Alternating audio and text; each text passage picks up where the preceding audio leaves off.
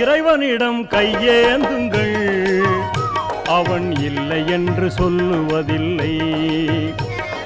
பொறுமையுடன் கேட்டு பாருங்கள், அவன் பொக்கிஷத்தை மூடுவதில்லை.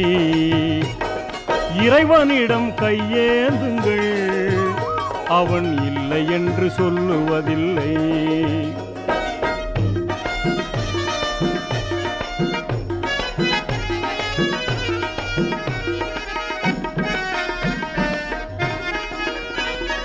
இல்லை என்று சொல்லும் மனம் இல்லாதவன், ஈடு இணை இல்லாத கருணை உள்ளவன், இன்னல் பட்டு எழும் குரலை கேட்கின்றவன், எண்ணங்களை இதயங்களை பார்க்கின்றவன்.